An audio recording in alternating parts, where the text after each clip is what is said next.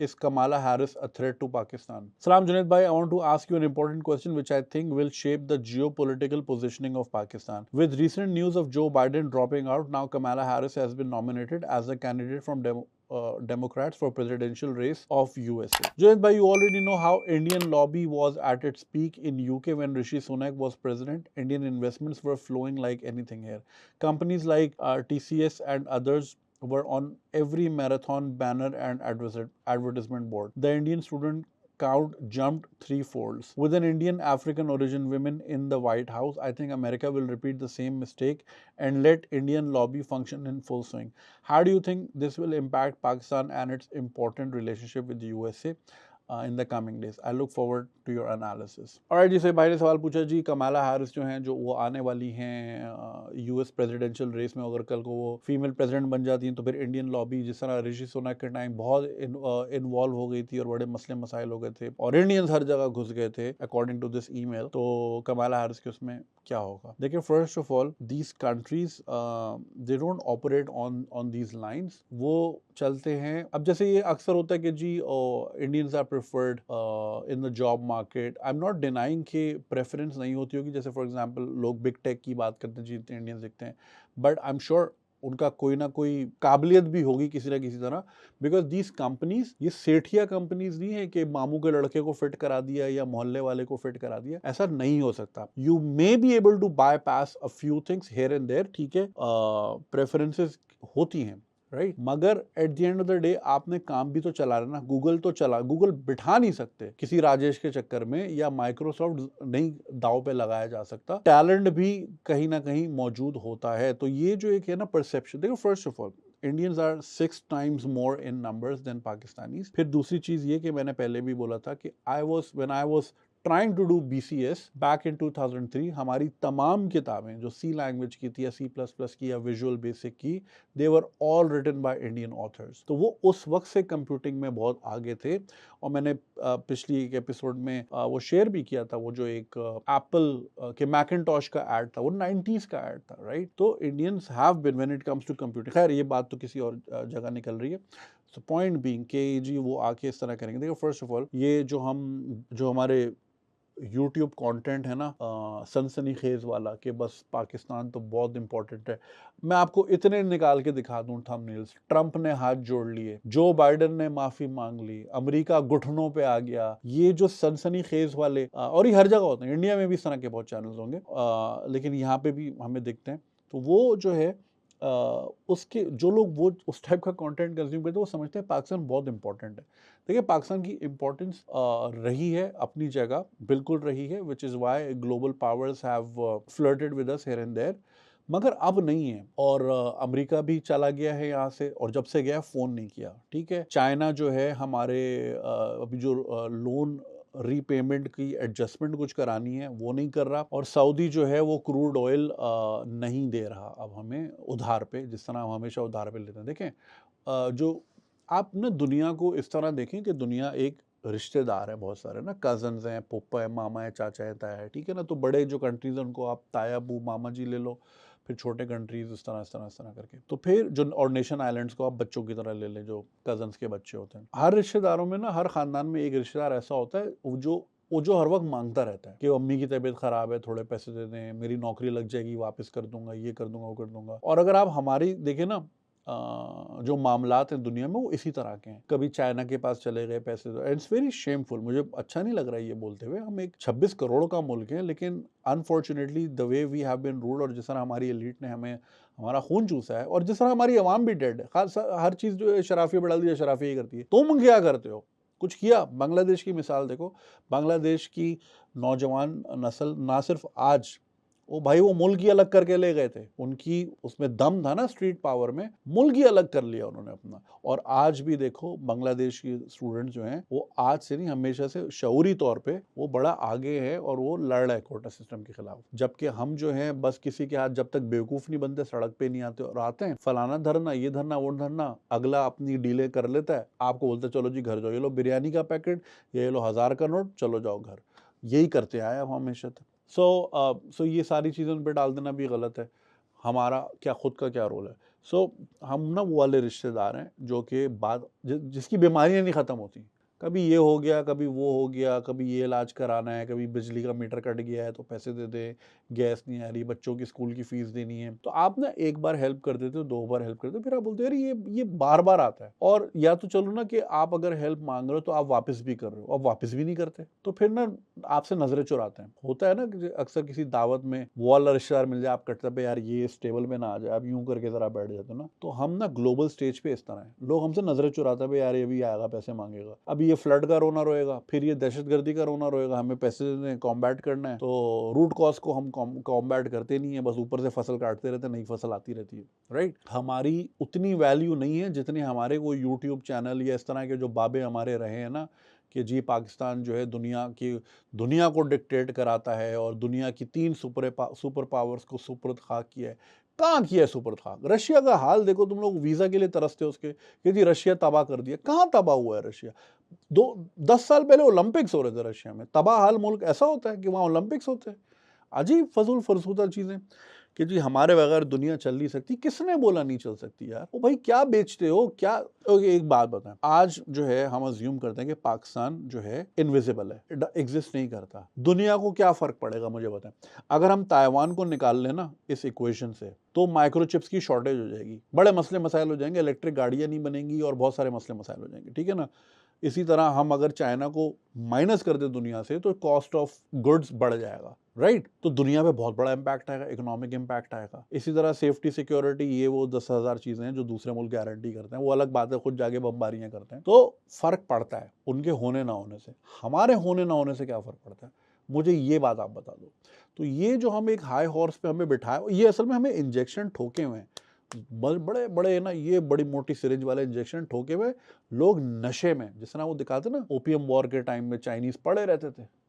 तो हम उस नशे में पड़े हुए अभी तक कि जी हमारे बगैर तो दुनिया चल नहीं सकती और हमने इस्लाम का झंडा उठाना है और इसराइल तबाह करना है और इंडिया तबाह करना है और ये करना है वो करना है। अरे भाई बिजली नहीं आ रही, आज पूरा संडे है, चाय नहीं मिली क्योंकि गैस नहीं आ रही और संडेज को नहीं आएगी for whatever reason, I don't know. रात 12 बजे वैसे ही गैस नहीं आती। किधर बैठे हो भाई? घरों में गैस नहीं है, बिजली नहीं है। कल मैं लियारी पे पूरी वो स्ट्रीट शो जो मैं करता हूँ करके आया हूँ, I was there for 5 hours. उन 5 घंटों में तो वहां लाइट नहीं थी और लोगों ने बोला कि 18 से 20 घंटे लोड शेडिंग। ये कराची की मैं बात कर रहा हूँ, मैं कोई जिला मानसेरा की बात नहीं कर रहा, मैं टोबा टैक्सिंग की बात नहीं कर रहा, मैं बलोचिस्तान के दूर दराज इलाके की बात नहीं कर रहा, मैं कराची की बात कर रहा हूँ। 18 घंटे लोड शेडिंग। तो क्या करेगा वहां का बंदा? क्या प्रोडक्टिविटी करे होगी उसके दिमाग में, या क्या इन्वेंट करेगा, या कौन से नए आइडिया पे सोचेगा जब बत्ती नहीं होगी, फोन चार्ज नहीं होगा, नेट नहीं कनेक्ट होगा, दुनिया से कटा हुआ वो बंदा। और आज के दौर का कटा हुआ बंदा कैसे रेलेवेंट है इस दुनिया के लिए?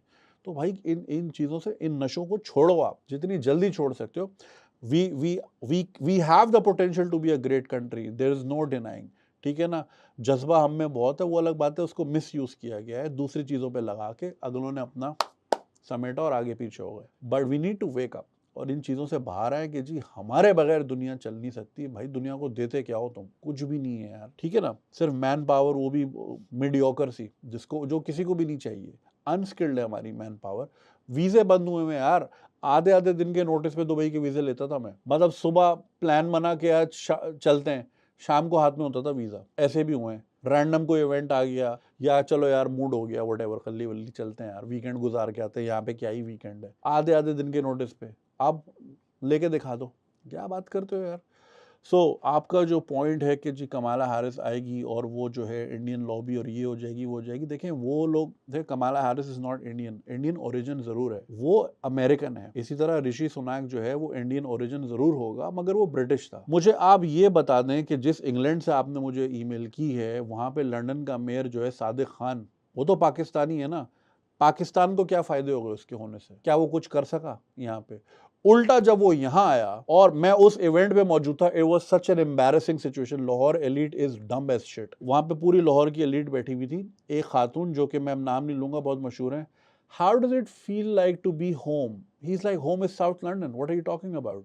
वो कह रहा है मेरा होम नहीं है भाई, ये मेरा बाप सियालकोट का था, उसको भी गए हुए 60 साल हो गए इंग्लैंड में, अब उसका भी होम कुछ और है, ठीक है, वो यहाँ पला बड़ा है, तो मेरा तो साउथ लंदन है भाई, वहां की बात करो। तो सादिक खान के होने से कितने पाकिस्तानियों के वीज़े निकल गए, या कितने पाकिस्तानियों के बिजनेस प्रॉस्पर हो गए, या हमारे कोर्डियल रिलेशंस ज़रा बेहतर हो गए, रिलेशंस हमारे कोर्डियल हो गए यूके के साथ, या क्वीन एलिजाबेथ यहाँ जाने से पहले उसी कोरंगी का जिसका इफ्तिताह, by the way Korangi industrial area का इफ्तिताह क्वीन एलिजाबेथ ने किया था, और आज देखो मावे वाली क्वीन वहाँ पे घूम रही होती हैं, औरतें भी मावा खाती हैं वहाँ पे। एनीवे जिस तरह वो नहीं भाई, वो ब्रिटिश हैं, they will think of their country first. It's just like मेरा बेटा है, वो पाकिस्तानी ओरिजिन ज़रूर हो सकता है मगर वो पाकिस्तानी नहीं है, ठीक है।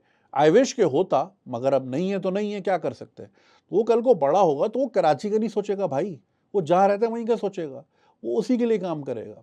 सिमिलरली कमाला हैरिस हो गई, ये लोग जो है they put their country first, they don't put their race first, they don't put their religion first. वो कहते हैं मेरे मुल्क के लिए क्या बेहतर है। ये बहुत बड़ा एक स्टडी करने की चीज़ है कि वो हसन निसार साहब खुद कहते हैं यार ये सारे गद्दार हम में क्यों पैदा होते हैं, दूसरे अंग्रेज गद्दार क्यों नहीं निकलते। आज तक हम मतलब होंगी मिसालें, I am not denying that, मगर जितनी ज्यादा हमारे यहाँ मिलती है गद्दारों की मिसालें और मिलती चली जा रही हैं टू दिस डे, उधर क्यों नहीं मिलती। खैर अलग डिबेट हो जाएगी। तो भाई वो उनके कंट्री के लिए जो बेहतर होगा वो वही करेंगे, ठीक है। तो अगर उसको लगेगा कि Pakistan is a strategic ally और हमें पाकिस्तान की ज़रूरत है और हम पाकिस्तान को डूबने नहीं देंगे, बिकॉज अगर ये डूबा तो चाइना इसको खा जाएगा, चाइना के डेट में हम वैसे ही फंसे हुए, हम इसको इतना अफलोड रखेंगे कि हम वहाँ बेस बना के चाइना पे नज़र रख सकें कि कल को ताइवान को ना खा जाए। तो अगर उनकी नज़रिया ज़रूरत पे हम फॉल करेंगे तो कमाला हैरिस ये नहीं दिखेगी कि नहीं यार मैं मोदी के पास जाती हूँ क्योंकि मेरे जैसा दिखता है, वो नहीं जाएगी उसके पास। तो वो स्ट्रेटेजिकली सोचते हैं, वो फेथ की बुनियाद पे सिर्फ पाकिस्तानी सोचता है। हमारे इस्लामी ब्रदर बोल के दिखाओ ना किसी अरबी को, ठुड्डा मारेगा तुम्हें भाई कौन सा। तो वो आपको अपना नहीं समझते। टर्की हाँ, वो एक ट्विटर का बड़ा फेमस वो एक कॉन्वर्जेशन है ना, टर्की पाकिस्तानी ब्रदर भाई भाई, तो कह रहे नहीं कोई भाई नहीं है भाई उधर ही रहो जहाँ पे हो। तो कहता है I am already N Ankara, वो पाकिस्तानी भाई होता है कोई। तो ये ब्रदरहुड और ये अंडर वन फ्लैग और ये उम्मा सिर्फ इधर ही होता है भाई, टर्की में नहीं होता, बाकू में नहीं होता। जाए तो सही वहाँ, पूछे तो सही, किसी आम बंदे से बात तो करे। वो नहीं मान, वो कहते हैं भाई खल्ली वल्ली कौन सी बातें कर रहे हो, ये 600 साल पुरानी बात है, हम हिस्ट्री से बाहर ही नहीं आते, ख्वाबो ख्यालों की दुनिया में रहते हैं। पता नहीं कौन से चूरन, हमें ऐसे चूरन टिकाए हुए दवा खाना वाले कि वो उतर नहीं रहे नशे। तो उसके आने से कोई फ़र्क नहीं पड़ेगा। एक तो वैसे ही आपको इंडियन प्रेजेंस इस तरह इसलिए दिखती है कि ओवर द पास्ट 30-40 ईयर्स उनकी सॉफ्ट इमेज जो है, soft power has worked wonders for them. They have built good universities, आज से नहीं नेहरू के टाइम से। उसका रिजल्ट आपको आज नज़र आ रहा है कि आपको जी ट्विटर पे भी जो है, वो जो रोगन के पॉडकास्ट पे आई थी वो भी इंडियन डिसेंट थी, इंडियन नहीं थी। मतलब उन्होंने अपने बच्चे पढ़ाए, अब वो अच्छी अच्छी जगह पे जा रहे हैं। एक इंडियन मिडिल क्लास जो है, कोटा फैक्ट्री देखें, दूसरी चीज़ें देखें, आप उन पेरेंट्स का माइंडसेट देखें। बच्चा पूरी रोटी खाए मगर वो माँ बाप कहते हैं हम आधी रोटी खा लेंगे, लेकिन बच्चे को, they are very dedicated parents. एक इंडियन टिपिकल मिडिल क्लास जो है वो अपने बच्चों की पढ़ाई के ऊपर बहुत डेडिकेशन लगाते हैं, टू द पॉइंट वो टॉक्सिक भी हो जाती है, बच्चे फिर सुसाइड भी कमिट करते हैं। मगर ये कि वो एक डेडिकेशन नज़र आती है, वो फिर उसका कहीं ना कहीं रिजल्ट तो है। They are big in numbers, so you see them in on global stages, ठीक है। तो वो आउट नंबर वैसे हो जाते हैं। दूसरा ये कि हमारे यहाँ मेरे पास PhD लोगों की भी ईमेल्स आती हैं भाई, अगर मैंने आपको दिखा दी किसी दिन ना, आप शर्म के मारे सर डुबो दोगे कि भाई अभी इनको ईमेल भी लिखना सिखानी है। I am not denying, we also have a good talented pool, लेकिन वो गायब हो जाता है बिकॉज हमारा कोई सॉफ्ट इमेज नहीं है। आप खुद जो हो, जो वहाँ बैठे हो, आप कंपनी के जो डाउन टाइम में बैठ के एक अच्छा एम्बेसडर बन सकते हो। आप घर पे बैठ के जियो देख रहे हो, खुद ही कहा था ना आपने पिछली ईमेल में, मैं नहीं चाहता जी, वहाँ शराब पीते हैं। आप नहीं पिए, आप रेड बुल मंगा लें, जिंजर एल पी लें, मगर वहाँ बैठें, आप एम्बेसडर हैं हमारे मुल्क के। यही हमारा मसला है, हम अपने ही कुएं से बाहर नहीं आते। अपने ही जैसे 4 लोगों में बैठेंगे, निहारी मंगाई, बिरयानी मंगाई, डकार मारी, घर चले गए। हम अपना रोल खुद प्ले नहीं करते, फिर कहते जी इंडियंस तो घुलते मिलते हैं भाई। मैं यहाँ तारीफ नहीं कर रहा कि सब्सक्राइबर मिलेंगे मुझे, कुछ मिलेंगे, जो फैक्ट है वो आपको बता रहा हूँ। और बेहतर होगा आप भी ज़रा आगे पीछे देखें and see how the world is operating. तो ये वाली जो ये बात जो है कि वो आएगी तो इंडियन लॉबी बहुत एक्टिव हो जाएगी, they are already very active.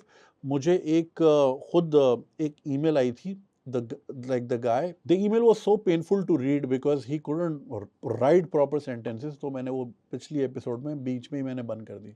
The guy claimed to be a researcher for diplomatic researcher थे वो और वो दुनिया भर में घूमे बशमूल इंडिया के. यंग लड़का था मगर उसकी ईमेल राइटिंग स्किल इतनी बुरी थी. लेकिन उसकी ईमेल का क्रक्स ये था कि भाई हम डिप्लोमेटिक टूर्स पे जाते हैं दुनिया भर में, हमारी एम्बेसी वाले सो रहे होते हैं, कोई ना कोई काम के इवेंट कराते हैं ना. उनका एम्बेसीज का काम होता है पाकिस्तान अपने मुल्क को प्रोजेक्ट करना, वो कुछ भी नहीं करते. Whereas he according to his email कि इंडियन एम्बेसीज बहुत सारे टेक इवेंट्स ऑर्गेनाइज करती है, फलानी जगह पे ये हुआ, वहाँ पे ये हुआ, they push their culture so much. लेकिन अंबानी वेडिंग वो भी यही थी ना, एक कल्चर पूरी दुनिया ने देखा, डिस्कस हो रहा है, अंग्रेजों की पॉडकास्ट पे डिस्कस हो रहा है. तो इस तरह सॉफ्ट इमेज ट्रैवल करती है. खैर तो वो, बट अब आप खुद सोचें, जो एक डिप्लोमेटिक रिसर्चर है उसकी अपनी ईमेल राइटिंग इतनी पुअर है कि मेरे सर में दर्द हो गया, मैंने आधी ईमेल पढ़ के बंद कर दी, वीडियो ही बंद कर दी. मैंने यार अब कौन पढ़े. तो फिर अब आप क्या उम्मीद लगाओगे किसी से. खैर, so there are multiple layers to this question. बात इधर से उधर हो रही है. क्रक्स उसका ये है कि हमारी इंपॉर्टेंस दुनिया में इतनी ज़्यादा नहीं है जितनी लगती है. Afghan war is over. जब तक अफगान वॉर थी, देखो, जब तक अमेरिका से पैसे आ रहे थे हमारी इकोनॉमी का ये हाल नहीं हुआ था. और जब वो चले गए अफगानिस्तान से, मतलब पिछले 40 साल से तो यही चल रहा था ना. पहले जिहाद चल रहा था सोवियट्स के अगेंस्ट, दिस एंड दैट, फिर वॉर ऑन टेरर आया, तो वो पैसे आ रहे थे तो मुल्क चल रहा था. आज पता चला हमें हमारी औकात क्या है. अब पैसे आना बंद हो गए. The money is drying up, nobody is answering our calls. और ये बोलना कि जी वो रशिया और चाइना के साथ मिलके हैं, हम एक सुपर पैक्ट बनाएंगे और ये वो, यार नहीं बन सकता ना. फिर वो बोलेंगे यार फिर ये आए दिन पैसे मांगेंगे. अब पिछले दिनों एक टिकटॉक चल रही थी, अब आई डोंट नो कि वो मिडल ईस्ट रीजन के लिए थी खास या क्या थी. उसके नीचे ये लिखा हुआ था, it could be a propaganda video as well, मतलब उसका caption could be a propaganda कि जी चाइना ने तमाम मुस्लिम ममालिक को बुलाया और पाकिस्तान को दावत नहीं दी. But I am not sure वो इवेंट सही था या नहीं था. It could be middle east only, तो तभी अरब कंट्रीज थे वहाँ पे. तो खैर, पॉइंट बीइंग के वही वाले रिश्तेदार बन गए हम दुनिया के कि यार से नज़रें चुराते हैं, अभी आएगा पैसे मांगेगा, सलाम दुआ मौसम ये वो, और फिर यार वो थोड़ा सा अगर कुछ कर दो, तो यही करते हैं. तो भाई वो उस हाई हॉर्स से नीचे आए. We are an average country that produces nothing substantial for the world, not in terms of manpower, neither in terms of any technology. तो सीन ऑफ है अपना, इतना ख़ास नहीं है. तो कमाला हैरिस आए, कोई भी आए, वो अमेरिका का ही सोचेंगे. बराक ओबामा टेक्निकली मुसलमान है, जितने ड्रोन उसने मारे मुसलमान मुल्कों में किसी ने नहीं मारे, राइट. तो वो इन चीज़ों के अराउंड नहीं सोचते कि मेरा मुसलमान भाई है या ये मेरी इंडियन बहन है. वो कहते मेरे मुल्क के लिए क्या बेहतर है, वही काम करेंगे, बाकी सब खल्ली वली. Okay, I hope I answered your question. अगर आपको ये वीडियो पसंद आई और आप इसका पूरा वर्जन देखना चाहते हैं तो लिंक कमेंट सेक्शन में दिया गया है. हमारे यूट्यूब चैनल पे पूरा वर्जन मौजूद है और चैनल को सब्सक्राइब करना नहीं भूलिएगा. शुक्रिया.